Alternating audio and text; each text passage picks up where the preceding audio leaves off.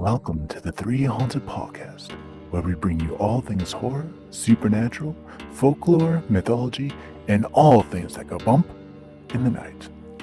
What's up, everybody? This is your co-host, Ashley Lunar Goddess, Gorilla Girl filmmaker and horror-loving cinephile. I'm just your average podcast-producing badass.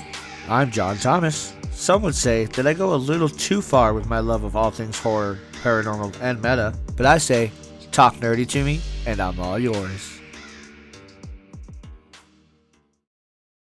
What's up, ghouls, gals, and all of our meta pals out there? In today's episode, we'll be jumping into the world of inspired and channeled writings, as well as animal communication with Marisa Love of the Ladybug Line. Welcome to the show, Marisa. Oh, thank you so much, all of you, for having me. I'm excited to hang out.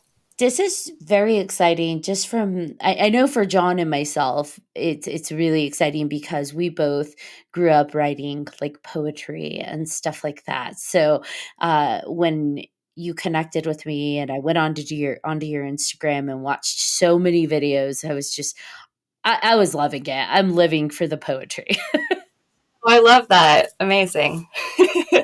Sometimes you feel like you're just shouting into an empty chamber, which is fine, whatever, but that makes me happy to hear. I think it's fantastic. Now, how long have you been writing, whether it be inspired, channeled, or otherwise? How long have you been writing? Ever since I can remember. The last time I went home to visit my dad, I'm from California and I now live in New York. He busted out an old book of poems that I made for him that had, you can just tell by the writing how old you are. And it was like I had just learned cursive, so I thought I was like really grown up.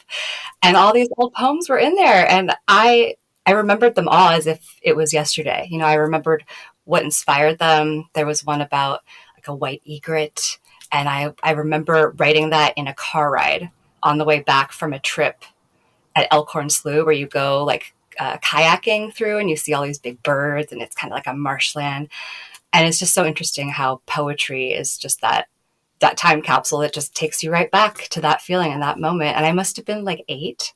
So yeah, my whole cognitive life, I've been into the word magic for sure. The word magic. I love that. I'm with you. I feel like poetry captures the emotion. Like any kind of writing captures a moment, but I feel like poetry really captures the like deeper heart of it, at least for me. Yeah. Yes. Well, I agree. And it's just so honest and raw. You know what I mean? Mm-hmm. It's like a diary entry, but depending on who's on the receiving end, it leaves it open to interpretation based on the experience of the person reading it or hearing it. And I think that's really beautiful about poetry. When did you first discover that you were able to channel through your writings? This is a common question, and I'm not really sure, but what I've come to believe, or at least tell people, is I was in a band for 14 years. Oh, you guys will like this. It was a murder pop band called Slutty Hearts, which my mom didn't name at all. I love it. Yeah, there's people out in the world wearing Slutty Hearts t-shirts, and I just hope someday when I'm old and wrinkly, I'll run into one of those people and be like, that was me. So I did a lot of the songwriting in that band.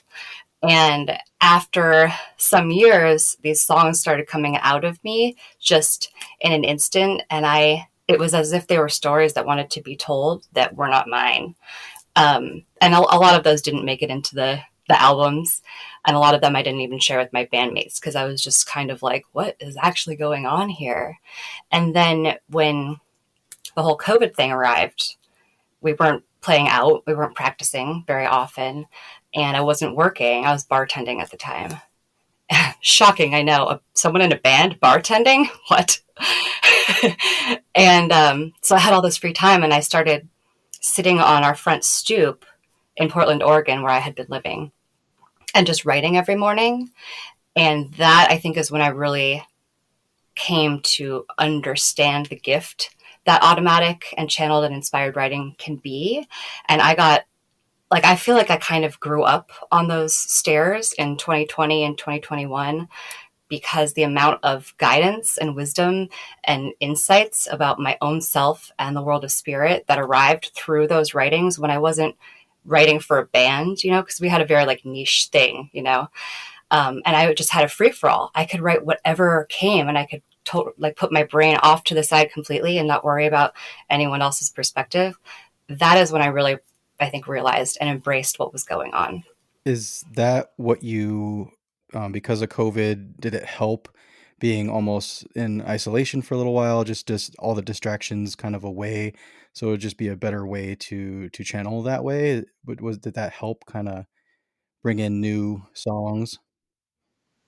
Oh yeah, definitely. Because being in a band plus the bar, it's so noisy, and energetically, it's noisy in every single way it can be. It's just loud.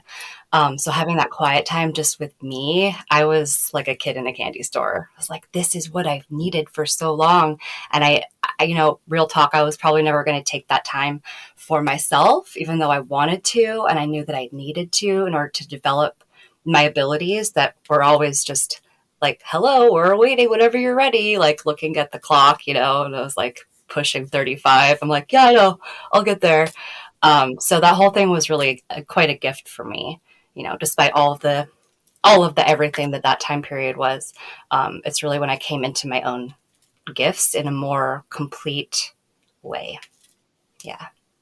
I think that really ties into the whole idea that like a lot of people that we talk to that have just this spectrum of gifts, right? Doesn't matter who they are with what gifts, but everybody seems to have kind of a similar idea of how they tap into their gifts is through standing still, whether it's through meditation or whether it's just, hey, I just sat down in a room and stopped being distracted or stopped running from myself, is when all of these gifts just pour in. And we've even had people mention that like I don't stand still, I refused to stand still, so they started to surface through my sleep because that's the only time I'm pausing. So it's coming out in my dream world. And so Yeah. I think it's really neat that you were able to find a silver lining during that time, and your gifts are like, ready or not, here we are. Yeah. They were like, finally, she's opening the door, guys. Let's pour on in before she changes her mind. Did you happen to experience the metaphysical world with any other gifts or anything like that prior to this? Or was this really your first moment of here we are? It was my whole life, definitely. I don't know. I hope you guys remember this and I'm not aging myself, but do you remember that game MASH? Yes. When we were a kid? Yes. Okay. Whew, thank God. I remember playing that, and I would write like waitress, bartender. Clearly, I was like aiming high, right? Okay. Um, I had Olympic gymnast on there. I had singer, and I would throw in like psychic, but I would pretend that it was a joke. Ha ha.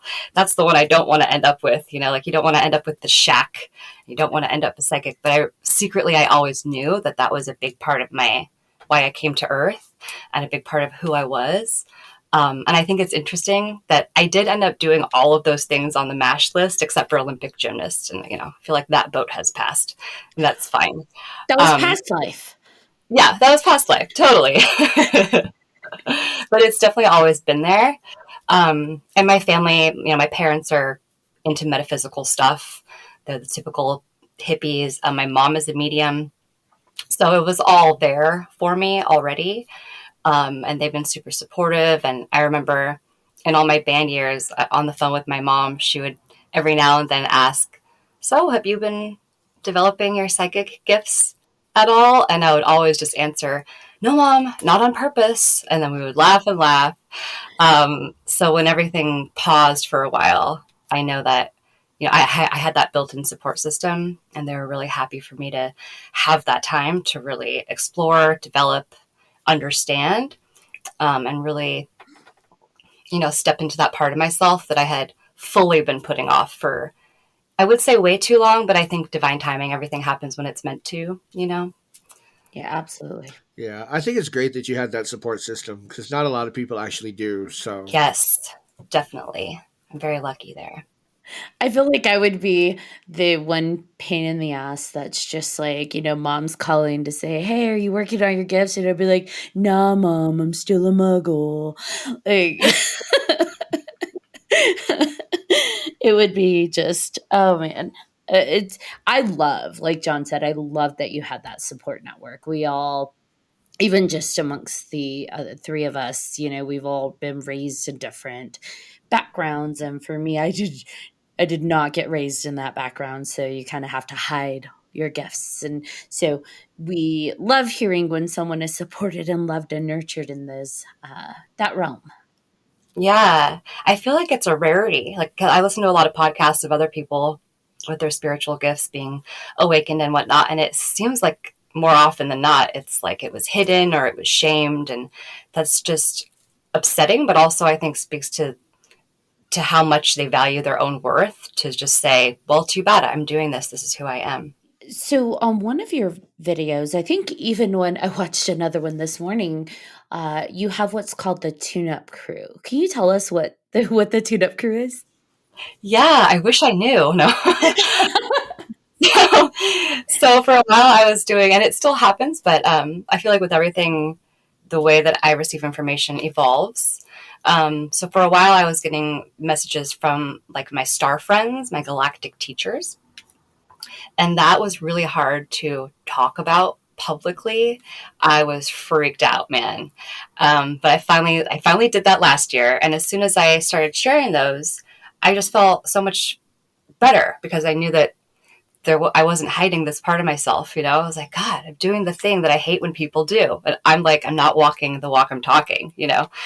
And then in the last, I think really just like a month or two, it sort of shifted, and this new um, energetic group that kind of shows up as just a one consciousness situation, they arrived, and I had been thinking a lot about labels that week, which is funny.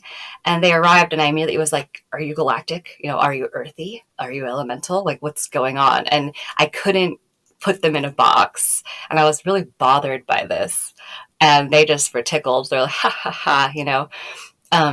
But as I opened up to it and realized that that's totally not of importance at all, it's about the teachings and the messages, and the trust that it takes to just say, okay, I'm here for whatever you're wishing to share with me, and believing in what's coming and not trying to, insinuate your own ideals and perspectives into their own teachings. So, it could be one, like I like to picture them as a big blob of consciousness. It's just how my brain works. And it's kind of like that, but I noticed that in my inner eye, certain different energies will step forward more depending on what the teaching is. And so, like, if you listen to them, the ones that I share on my Instagram and Facebook and TikTok, I guess there's just so many places. Some they have the same flavor, but sometimes they're a little more jokey, and sometimes they're a little more serious. And I feel like that depends on the message that's coming through, but also the part of the energy that wants to be in the forefront for that particular teaching. Does that answer your question? Absolutely. Yeah, and my next question was actually going to be how you can associate between the different like beings, like how you know what you're channeling. But I feel like you kind of just answered that, that you associate it with the energy. So you're talking to them. What are you? And I love that the tune-up crew is like, you'll never know. Like, this is your first teaching. And I was like, well, who? Okay. That's, yeah. I listened to the one about prosperity and tolerance, and it's anybody that hasn't listened to your videos, that one I feel like is just every single thing you choose to say and every word just hits. And I was like, I should write down these phrases so I can call back to them. But it's like, I'm going to write down the whole video because every phrase is important. Every statement you're making is powerful. And I loved it. Well, thank you. I'm so glad. It's always weird to get compliments on that, because I feel like it's not me, but I did I did allow it to come through, and it does take balls to share that shit because, there's a lot of people out there that are like, this girl is fucking crazy, man. But yeah, I think that the more you listen to those or read them, there's always something new that can be discovered because it is presented as such a simple thing, at least from my perspective. But then the more you engage with it, the more you're like, oh, this is dense. Okay. Now, you may have channeled the message from elsewhere, but I will say this, you have your own unique energy and it also sings through. So every video that you have, whether it's serious or solemn or playful or all of the different ranges of messages that you're sharing, your energy signature is still in there as well. And that's, I believe, what helps the message be able to be connected from whoever it is you're channeling, whether it's the galactic beings or the tune-up crew or whoever, to us, the muggles of the world. Your energy is what helps us connect. So I would caution you not to discredit the importance you play as well. Yes, thank you. That is a lesson I learn almost every day from someone else. So very astute of you. I appreciate it. Do you know, like, when does it happen for you? When do you actually, like, is there a certain time of day or something that you're doing specifically that this happens, or is it just all random when you're connecting with these? Yeah, so good. Such good questions. It's never at night. I feel like we'll call them divine helpers, know that I'm just not at my best at night. Like the day has gotten to me. You know what I mean? Um, Morning is my favorite time to do it, but it's not really up to me when these come. And it's just sort of, they know if I'm available or if I'm not available. Like they're not going to show up while I'm doing a podcast, right? Like that would just be rude because how do I choose? Um, so they'll show up when I have the mental capacity to receive. I have noticed that both the galactic beings and the tune-up crew tend to know I'm most connected when I'm hanging out with my house rabbits, because then I'm not attached to my phone. I'm not doing any kind of busy work. I'm not in chore mode. I'm just being present with my little animals. And something about just the energy of animals just connects you so simply and easily. And it has that element of play. And that really, I feel like, opens the door for these kinds of energies to come on in. So, like the last 3 times that I've received messages, I've been in the rabbit room. And then it's just like this knowing that comes in, and it just can't be denied. And I tried to deny it because I'm not always in the mood. I'm not in the mood to bring out my laptop and listen and put my brain away and receive. But I feel like it's such a gift to be able to receive in this way that, I mean, honestly, and I don't think this is how it works, but I'm afraid if I don't like say, okay, let's do this, like, what if magic goes away, and that's like the human ego stepping forward and being like, so yeah, that's usually how that goes. You mentioned the element of play. You teach people how to utilize play to access their gifts, right? Yeah. How does that work?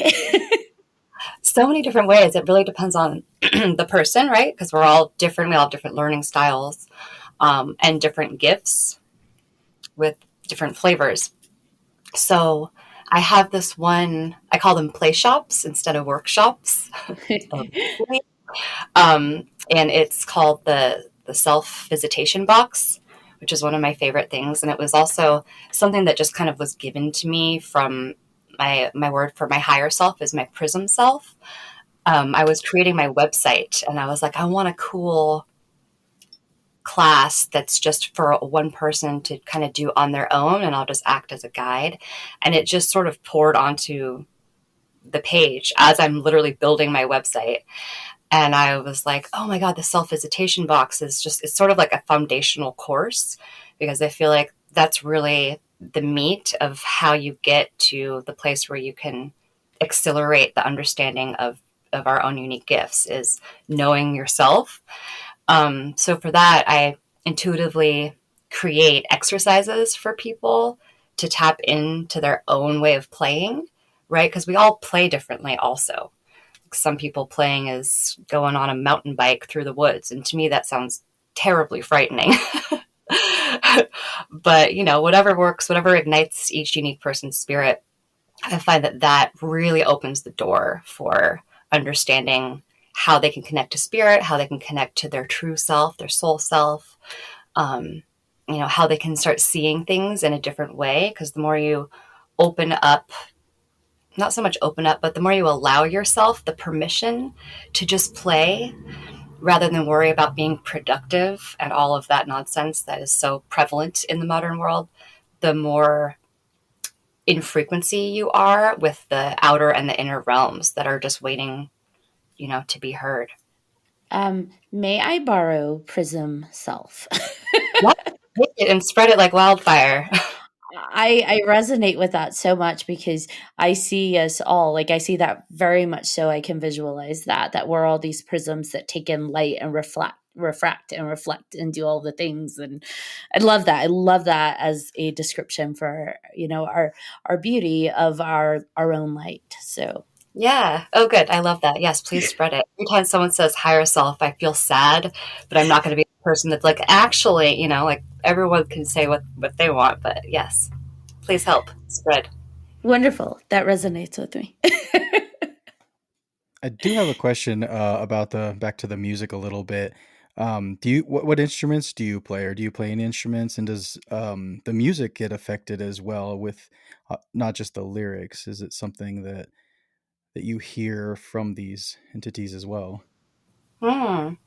So I started off as the drummer and the singer of that band, but that was just kind of by default because there was two of us. So we had to find a way to make music with just two people. I was not a drummer to begin with. He was a drummer, but he wanted to be a guitar player in this band. So I learned to drum and sing, and that was a journey. um, I guess in a nutshell, I am mediocre at all the instruments. I would not call myself a musician. I'm more of a singer and songwriter and performer. So I feel like I can't really speak to the instrumentation aspect of that. I have done a few channeled songs on my own since leaving the band and, trying to get better at the instruments on my own because it sounds fun to make a demo of bedroom tapes. Oh, I used to be in this rock band and now I'm just in a cabin in my bedroom making like emo music. But so far I just still feel like I'm not quite there with the instruments themselves. But the few channeled songs that I have done, definitely the music came not from me. I would just pick up the guitar and start playing and the words would arrive. And what's interesting about that is I've never like had the recorder on, because I was just kind of seeing what happened, and it would be beautiful. And it was as if there were chords that I never knew that were suddenly I could just do. And then as soon as I get out the recorder, everything just goes to shit. I get all in my head and I'm like, what was that chord? And oh my God. So that's something I'm still working on. But I also think that for a lot of musicians, it really is just, letting the spirit move you, right? You just get in that energy and you just jam. Like I've always really been impressed by people that can just jam for hours. Like I've never been able to do that. And I think that really that is a form of channeling as well. I'm going to have my husband listen to this episode because over the past few years, he will actually wake up with a full song in his head. Oh, And that's so he will dream of the entire, we're talking about music video and song and melodies. And he wakes up feeling the emotions from it. And I think what threw him the first time that happened with him was it was from the perspective of a female. And so he's just like, where in the world did that come from? That did not come from me. You're like, oh, you're actually a female in your parallel life, sir. Right? And I'm just like, well, you should write it down. And so now it's happened a few times. He actually will take a journal and write everything down, what emotions it evoked, what the lyrics were. And he's like, he can recall it because it was that strong. So like a year ago, I think the first one happened a year or two ago, he could sing it for you like right now. Like it's that strongly connected with him. And I told him, pay attention to that. I don't know what that is. I've never experienced that, but pay attention to that. Yeah, I mean, that's so unique. What a seriously cool gift to have. I wonder if he, and this is just me, like, I would just want to dissect everything all the time. I'm like, oh, let's get to the bottom of this. But I Let's wonder do if it because I have no idea. I'm like picturing him writing the words out and then just circling whatever words jump off the page at him and then seeing what those words say. Like if there's just a message in those immediately grabbing words, that could be just a fun exercise for him. Oh, I like that. I'm going to have to tell him about that. Or even because he wrote down the other ones, revisit that. Like tap into that emotion and just go revisit those and circle. I like that a lot. Yeah, if nothing else, it'll just be fun. So I think it's really cool that to have someone who experiences that in some form to come talk to you, because for us, I think we really haven't kind of interacted in that way. Now, we have talked about before the idea of like a muse and waking up with full stories or movies or all of those things, how people are inspired and that inspiration feels so strong. Like I am compelled, I have to get this story out, that you oftentimes do wonder, where is it coming from? So yeah. Yeah. Yeah. And there's so many different ways to channel, right? It could be through music, through stories, through poems, through art. I'm always envious of people that can just channel beautiful pieces of art onto a canvas. Like, how do you do that? And then they're like, how do you write poetry? I'm like, oh, okay, I guess, yeah. We all have our ways of expressing, the magic that flows through us. Is there another medium that you haven't searched out that maybe you want to get into? Like, I know you said you're into poetry and singing. Is there anything else that you have been dabbling with recently that you maybe painting or anything like that? Huh. Crazy question. Well, I took a painting class that did not go well. It was fun, but it definitely reiterated the fact that it's just not my medium, and that is totally okay. I am interested in that pour paint though that people have been doing. That I think might work for me because it's not about precision; it's just about mess, and that sounds fun. And also, I thought that might be a cool way to do readings as well. It's kind of like an oracle card, but it's personally created for your client and you're doing the pour paint on it. And then you can kind of gaze at it almost like a crystal ball and receive the psychic messages that way. So that's something I have been kind of musing about testing out. That's awesome. I have a friend who does the pouring, but she does it with like vinyl records. And Uh-huh. yeah, so it's fun to be able to watch her do her thing, and then you can have it spinning and create all kinds of crazy things on it. Yeah. Yeah, that's super fun. I have a friend that does that as well. Yeah. Interesting. Now you can communicate with animals as well, right? Yeah. How does that work? I didn't do that. It works the same way. I mean, it's all really, heart language, heart speak, telepathy, however you want to phrase it. And, just like people, animals are all different. So they have their own way of communicating. Some are more, they'll just communicate in straight English. And you're like, oh, this is very proper. Let me just type this all out. Like, okay. And some convey things more in the feeling rather than the words. It's so much the same as communicating with those in spirit world. The only difference is that they're still here. And, sometimes I feel like the difference is that those in spirit, whether it's humans or animals, they have released all of the earth life crap, but for animals and people still here, a lot of the times I like to take 3 days when I'm doing an animal communication reading, if possible, just because I like to build up the trust with the animal, because I'm just this girl showing up remotely, just through the ether saying, hey, can you tell me what's wrong with your body?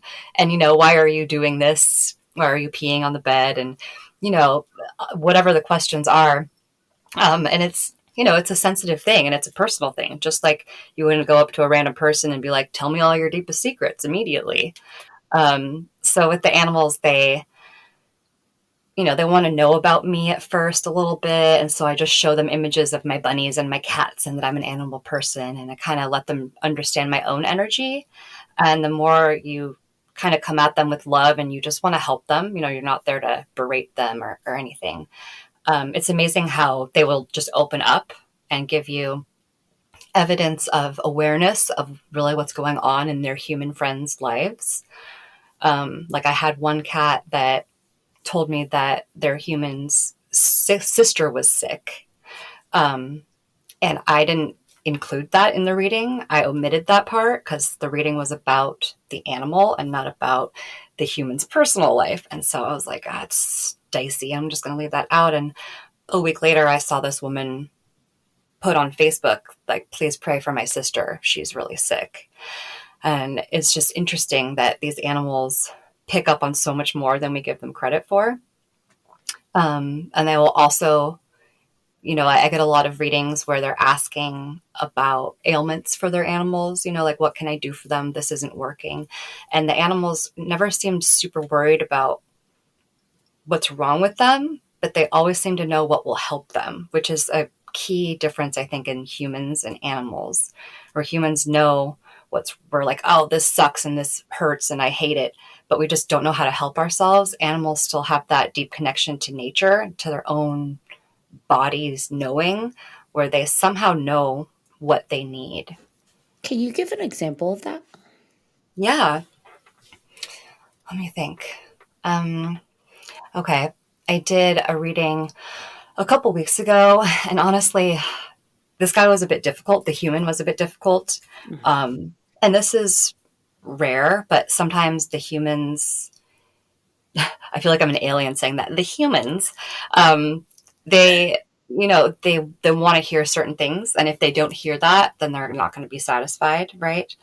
But this cat was very clear and concise about what he needed to support his body and what was not supporting his body.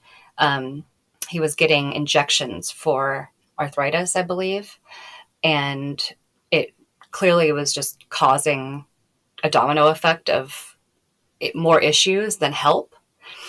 And he told me that he would really benefit from salmon. And I was like, oh, posh, or posh kitty, and a heavy metal detox. And I didn't know that was a thing for animals. Like, I knew it's a thing for people, but I went looking it up, and there's all these supplements that you can give your animals, felines, for heavy metal detox. And then I learned that there's a lot of heavy metals in all of dog and cat food. And just little things like that, where they give me information. There's no way I knew it before. This one cat who was dying of cancer told me that, and I didn't know that she was dying of cancer. I try to not know anything about the animals before I do the session. Every now and then the humans will give me some questions, but I try to stay away from any information so they know it's coming from the pet. So I didn't know this cat was sick, but this cat shared with me the feeling of how her body was just feeling. And so that told me that she had something really serious going on, but I couldn't quite pinpoint it. And I knew that was going to be important for the human as evidence. And so this cat kept saying, turmeric. And I was like, I don't know, like, what that is even supposed to mean. And so it wouldn't stop though. And so I was like, okay, I'll just look up, is turmeric good for cats? Like, I don't know. And it turns out there's been lots of studies that show that really helps feline cancer. So that's how it led me to understanding that this cat had feline cancer. So just little things like that, where you kind of have to follow the breadcrumbs. They're not always super forthcoming with everything, but they will work with the way they know you yourself work. So they know that I'm kind of into detective stuff. So I will follow the breadcrumbs that they give me. I love that cat's like, I know what I need, and I'm going to keep repeating it till you understand. Yeah. Heavy metal detox and salmon, please. It was like, whoa. You're all posh kitty. All right. Don't we all need that? Sheesh. Do you have to go into a specific space to communicate with the animals, or is it something where, kind of like with us, I can just talk to you and you like immediately receive it? A little bit of both. Like when I do in person kind of spontaneous readings with animals, I always feel a little dicey about that just because of what I mentioned earlier with I like to build up the trust. But every now and then when I do like psychic fairs, someone will bring their animal and just kind of put them on the table and be like, yay. And I'm like, okay, I hope this works. And, it does. It's not my favorite way of doing it, obviously, but, at fairs, I'm already in that space. I'm already in the energy that I need to be in. So if I'm at home and I get a reading booked for an animal, what I usually do is go take a walk outside, even if it's freezing. Like outside is what really sets me up for success. Um, and I'll do something that ignites my spirit, and that gets me in the right frequency for receiving. If I've filled my day with chaos stuff and stuff that's making me grumpy, I'm not going to be able to receive. And if I do, I'm definitely going to be second guessing it. And a lot of it will not be correct. So I just have to really make sure that I'm feeling excited, even if it's just taking 5 minutes to like plonk away on the piano terribly and be like, whoa, I could be better at this. Just the act of doing it because I enjoy it, that will set me up. Does that answer the question? Absolutely. Okay. You set yourself up by going outside and doing things that bring you joy. Is there anything you have to do to reset yourself once you've channeled or once you've connected with animals? What I do is I give thanks for all the help that I receive because it's, I pull in all my helpers that I possibly can, like help me to understand what is being given to me. So I kind of do like a 5-minute thank you ritual. And then I go and I put my hands under water. Like I turn on the faucet, and that really helps just bring me right back to where I need to be instead of like floating off, into the abyss, never to be seen or heard from again. Because it's so easy, especially being the person that I am. Like I'm very watery. I'm full of all water signs, and I'm just like, whoa, super esoteric, man. So I really need that kind of grounding ritual to bring me back so that I can function in the space that, we need most of the day. But so the water really helps me personally. So I had a question. What are you just talking to the like dogs and cats? Are there any other animals that you are connecting with? Yeah. I did a bird once, and that was really interesting. A bird named Baby, a cockatoo. Um, Trying to think if I've had a communication with a fish. And, there's a lot of communication I do with wild animals, which I think a lot of people always wonder about. Is it just for our pets, our animal companions, or is it wild animals as well? I love the wild animal communications. The only thing about that is, if you're trying to prove something to people, there's really not going to be any evidence for that kind of thing. So it's more just an exercise in connecting to nature and opening yourself up to the wild animals, showing them that you respect them, that you are one of them. But I love doing that. Um, there was a horse once that was interesting. You would think a horse would just be really, just based on size, just because of that, I guess, you would think they would be very forthcoming. But I found that the horse was the most difficult one, as if it was the size of a mouse. Like he was like, I'd really rather not. And it's interesting because horses are so sensitive, right? Like they are such healers. And maybe it was just this specific horse, but I really had a hell of a time with that one. But I find that the dogs and the cats, because they're just around humans all the time, that they're more used to it, perhaps is the thing. But yeah, for the most part, it's people's dogs and cats. That's amazing. What I think about is like your if you were to go somewhere like Africa and just drive next to a giraffe and see what you hear, right? Because I would be very interested in to hear that kind of message from a wild animal like that, an exotic animal. Have you thought about doing something like that? I have, yeah. And specifically, I would love to go to Africa. And also, I've been thinking about giraffes this whole episode. So I don't know what the deal is there. um, but yeah, I think that that would be really, really, really cool.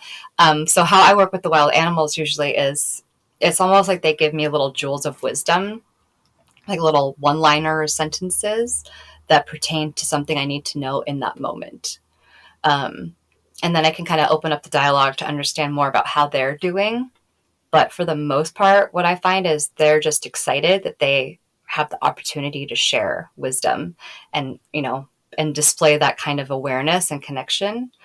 So I don't know what would happen if I went on an African safari, but I would hope that I would end up with a cool notebook full of wisdom from these exotic animals. I'll let you know. You want Yes, to come? that would be amazing. Or even I think it's in Kansas. There's a sanctuary out there. It's like an open sanctuary where they have different exotic animals like that that are in. It's not quite a zoo. It's much bigger, and so might be something to consider. Or even a zoo. I don't know if that'd be something you'd be into either. But No, I can't handle the zoos. It breaks my heart too much. no, yeah, fair enough. I think I would just walk out a complete mess and be like, take me to the mental hospital. I am not okay. I understand that. That's how I feel with people's feelings. Sometimes the extreme emotions, well, not sometimes. I tend to feel people's extreme emotions pretty clearly. And so when I go to places like funerals or hospitals or anything where there are super high sad emotions, that just like rips me apart. So I have this aversion to hospitals and funerals, and not because of death per se, but because of just these strong sad emotions that are just radiating constantly. I'm the complete opposite of Ashley. Like I feel all the excitement and joy. Like when I go to a concert, I'm excited, but I can feel everybody else's energy, and I'm like, I start crying happy tears. I'm like, why the hell am I crying? Like this is exciting, but I've never cried at a concert before, so it's just like it's weird. But yeah, I mean, I feel the positive things too, Jonathan. Which is I why I know you do. love You the focus on Tool the negative stuff. concerts. Which is why I love the Yes. Tool concerts too, because that is just full vibration, and those are phenomenal. I leave those feeling like I'm floating. But and then no, I did not partake in anything, but I leave those feeling like I'm floating. Yeah, you're high on the music, man. Exactly. And the community energy that has just been vibrating so strongly. It's phenomenal. Now you were going to say something.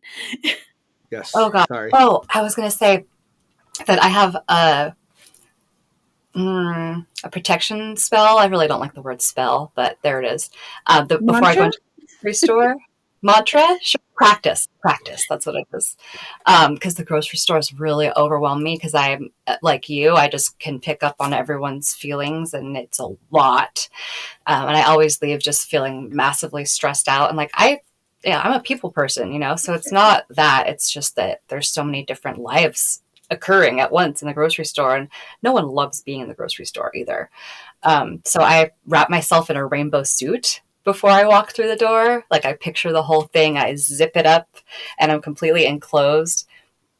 Like I'm sure if anyone could see what was in my imagination, I would just look ridiculous or super cool. I'm not sure. But that really helps me. So I don't know. Do you have some kind of practice like that you do?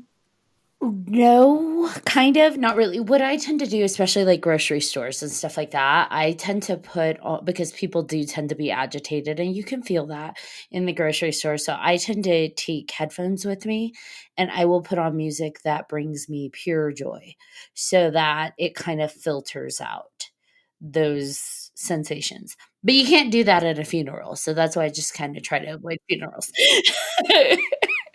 Oh, It's a little frowned upon.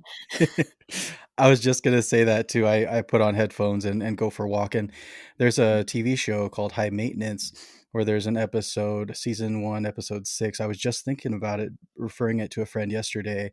This guy, he suffers from agoraphobia, right? Like he doesn't go out, right?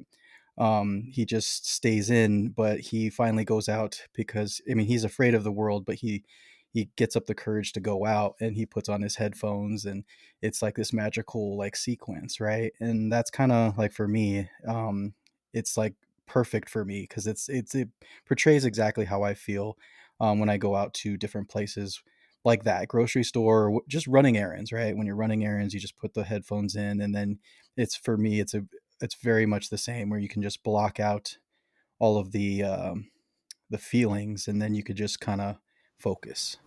Mm-hmm.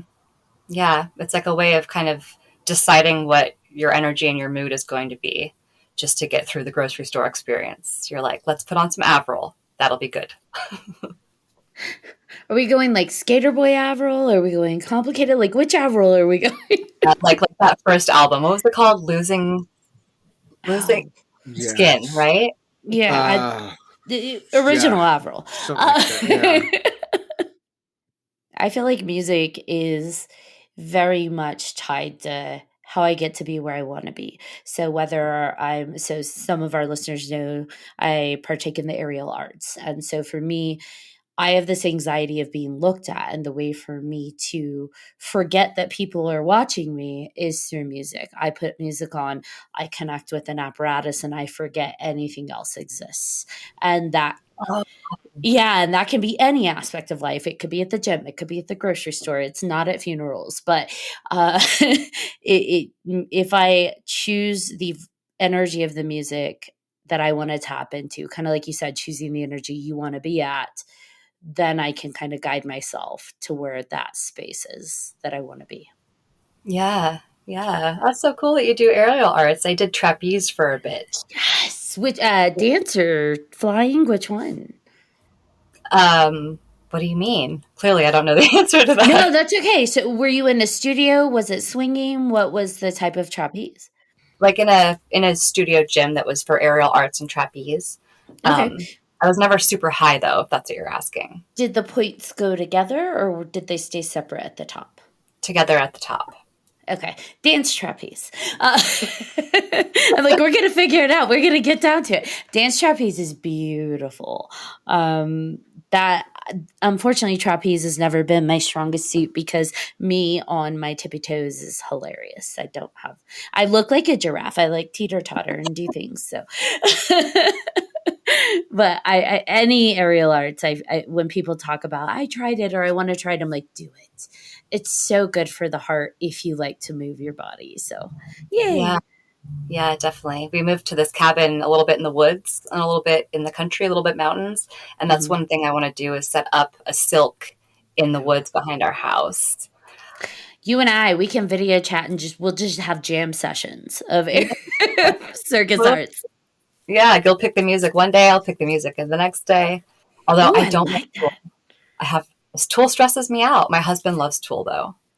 So I don't think I can actually flow to. I'm sure it could, but that's not my go-to. When I am on an aerial apparatus, the music tends to be more slow and flowy and lyrical. So Next time yet? Yeah, I don't move quickly into like when I'm in that mental, emotional. I guess for me, when I'm on an apparatus, the best way I can describe it is I go up there to find myself and lose myself. So I have to move slowly because I'm expanding very much through me and outside of me. That sounds weird. No, it's so beautiful. I was like, I just want to have that quote. I go out there to find myself and lose myself. That's beautiful. I feel like I lose who the ego of me is, but that's when I find myself. So that's me in the air. And we're sidetracking from you to me. Let's go back to you. If you recall in that message from Tune Up Crew, they said there's no such thing as being sidetracked. That's right. There's no sidetracking. Like, that's the thing for another day. And I was like, oh, Lordy. Okay. I meant to ask you that too, because I loved that when you're like, there's no such thing as sidetracking.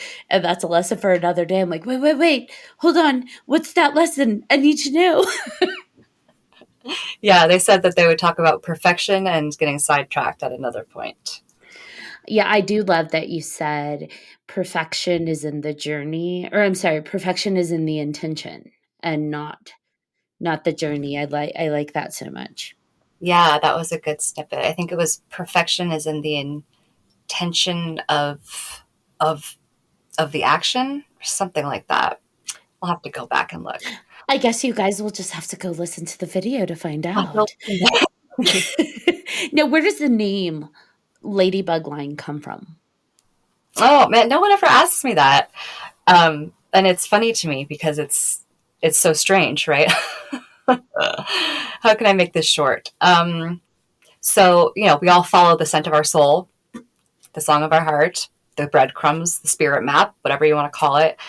So I just call it the Ladybug Line because I think it's so interesting that ladybugs will follow a line if you draw it, but it's only because of the pheromones in the pen, in the ink. So they won't do it with like a pencil or with any old pen. It's very specific. And I went down a whole wormhole one night when I was, supposed to be sleeping and learned all about this ladybug situation. And so there's that. I think it's just really important that we all follow our own ladybug line because that is completely the point of life. And really learning to pick up the scent that is yours and not someone else's or what someone else thinks yours should be. I also, ladybugs are lucky. A group is called a loveliness, and I just like things that are lovely. I also just, initially, honestly, in late 2020, I wanted to do this as like a secret psychic hotline because I was still really in the closet about all of this. And so that's why I worked in the line there as well for the telephone line. I was like, I'm going to go around Portland and put up signs on poles that say, call this number. And I was just going to be a secret psychic on the other line, giving like little mini readings. This was my whole plan. That never happened because I moved. And then I was like, I'll come out of the damn closet. Fine. So that's a little bit about that. But it all kind of came together one day when I went out of Portland with my bunny rabbit, Miss Rufio. There was like all these riots happening. Yeah, I know. There was all these riots happening in Portland, and it was really, I had a horrible feeling that they were going to come to our street that night. And rabbits can die of fear. They don't like loud noises. I'm sure we all can relate to that. And I just felt really stressed out about it. And so I took my bunny and I fled the city, and I went and I got a little Airbnb that was a miniature red barn. And we got there and got unpacked, and I was sitting on the bed just like, can't believe I just had to flee my own city with my rabbit, and there was a ladybug that was staring at me on the lamp. And I was like, I feel like I'm going to remember this moment at a later date. And so when I was asking Spirit, what should I call my business? Because I don't want to use my name. I don't just want it to be like Marisa the Medium. It was just like, boo, and just kind of parachuted on in the Ladybug Line. And it was almost like I had to unpack it just in the way I just explained the reasons for it to you. I had to figure that out on my own. And then I saw how all the pieces really fit together. And I was like, all right, well, so it is. That's so great. I didn't know that about ladybugs, and I didn't know that a group of them was called, did you say lovelies? A lovely. A lovely. That's great. So let's take that even a little bit further because the line you said is the ink, the pheromone in the ink. So for us on our metaphysical journey, would our line then be the pheromones of living our own truth, like our vibrant colors? Yes, absolutely. That's lovely. Like a group of ladybugs. We're all just our own little loveliness traveling along together, but following our own line. For your spirit team, were you connected to them prior to the channeling, or was that a connection you made as you channeled? Both, I guess. I mean, I definitely have been aware of helpers in the ether for my whole life, but I wasn't ready for it. That's the honest truth. So I would have this awareness, or I would get feelings of spirit being closer. And I didn't think that I was a medium until I was like well along in my journey. Cause I was doing the psychic stuff once I finally decided, and I think it was like 2018 when I started taking psychic classes. But I only dabbled because, again, I was busy with like my rocker bartender lifestyle. Um, so it wasn't until like late 2020 when I noticed that mediumship stuff was actually filtering into my psychic readings. And then the animal communication had kind of returned with a vengeance. And I had definitely forgotten about that aspect in those, like, in the years of the 20s, the lost years, the developing years, right? And I was so desperate to say I wasn't a medium. I just kept saying, oh, that's not for me. That's for other people, not my jam. And my mom would say, that's what I said too, honey. I was convinced that I was just psychic, and then the mediumship just wouldn't go away. And I was like, whatever, mom, God. She was right. So I'll give credit where due. And once I finally embraced the mediumship aspect of myself, it was like all the other connections that are available just really showed up more and more. So it's really just the more you accept the help that is available, the more help will come, and the more you can then turn and help other people with that as well. Do you find that your spirit team changes as you continue through this journey? Yeah, definitely. Like, as I mentioned earlier, there was the Galactic Helpers that were front and center. Now there's the tune-up crew.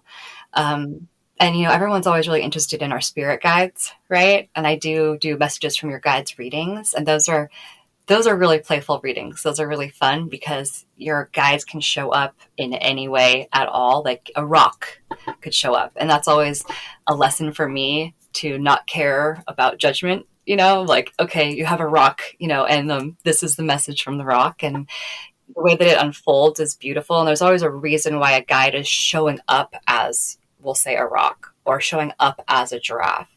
It doesn't necessarily mean that you have a literal giraffe in spirit who is like hanging out with you, protecting your car on a road trip. But it's the energy of the giraffe that is the medicine for your own soul at that time. So your guide will show up as a giraffe. So I definitely think that throughout life, we have guides that are always with us. And then there's an ever-changing cast based on our ever-changing experience that we're having. That makes complete sense. Now, where can people find you? They can find me on the Bunny Ranch. No, someday. My husband's looking in the other room and he's like, no. He's like, you don't say that. No, I will leave you. Find me at theladybugline.com. That is my website.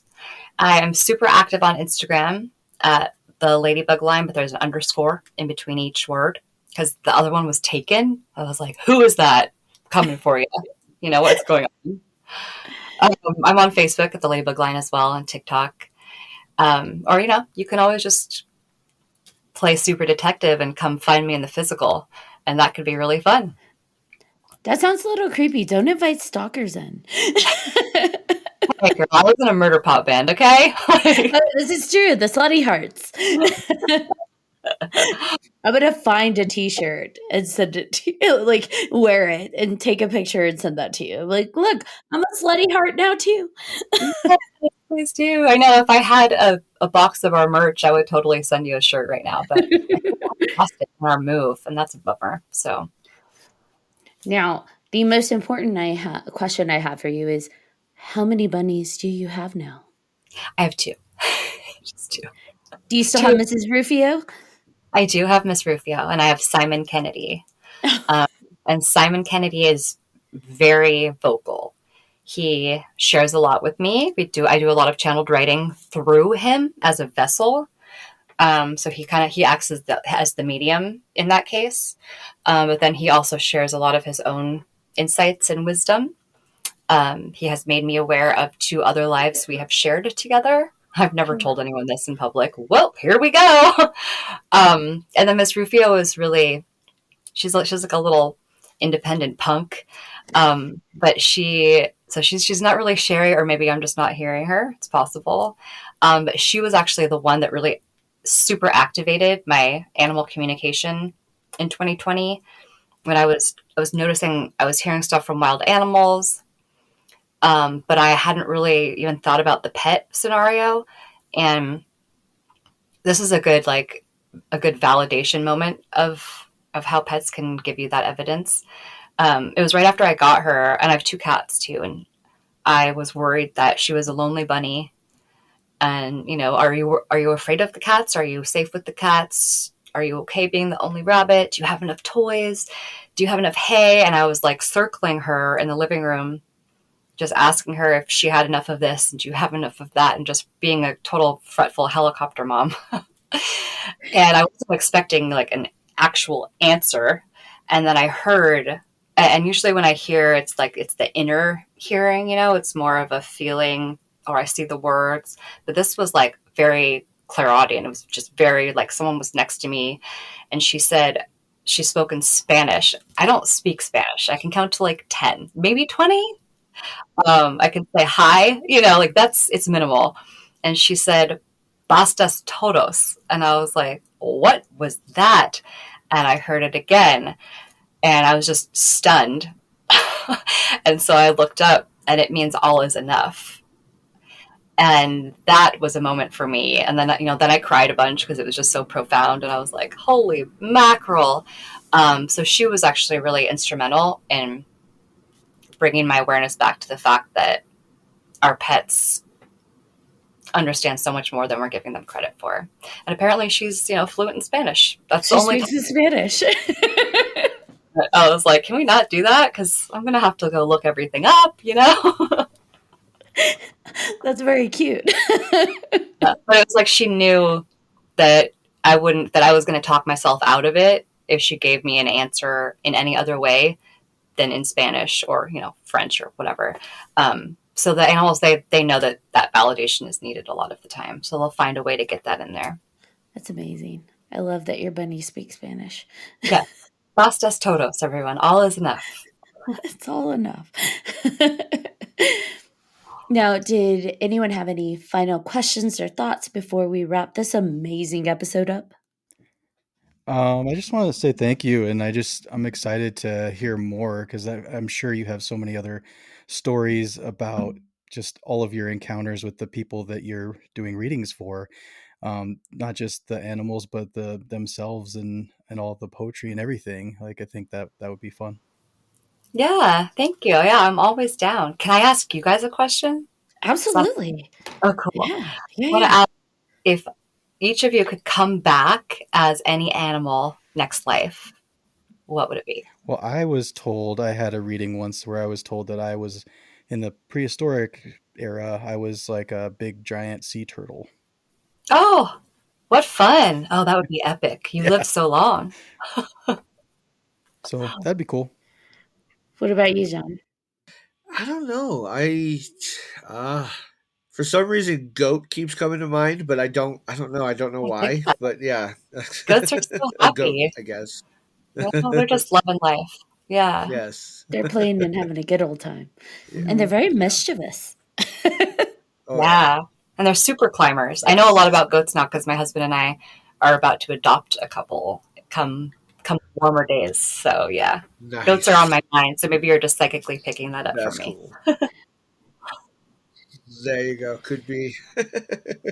I don't All know. right, Ashley. I love all kinds of animals. I would want to be a hummingbird. Aw. So we've got a turtle, a goat, and a hummingbird. I That's very fantastic. much love hummingbirds. I feel like a calm when they're around. So I think I pick hummingbird. Lovely. I had a day of hummingbird synchronicities yesterday. So I'm loving this answer of yours. John's got the goats. We've got the hummingbirds. We're just like tapping into the collective here. It's fantastic. I think that I would like to be a blue heron because they're Ooh, just like so. I mean, they're the dinosaurs of the sky, right? I love that. Well, they eat rabbits, and I don't know if I could get behind that. I'll be a vegan blue heron. Is that a thing? Yes, I think you can be whatever you decide to be. Could be. You're so right. Thank you. All right, John Thomas, you want to bring us home? I do. Thank you again for coming on. I would love to have you on again, and I'm sure I speak for these guys too. Definitely would love to have you back on another time and we can fix that. Thank you so much. I had a good time with y'all. You guys are a fun bunch. Thank you. And thank you to everybody for listening to this episode of 300 Podcast with your host. I'm John Thomas. I am Ashley Lunar Goddess. And I'm BJ Segura. If you have any questions, comments, episode suggestions, please feel free to email us at 300podcast@gmail.com. And if you haven't done so already, please like, follow, and subscribe to all of our social media. You don't want to miss amazing guests like Marisa. Until next time.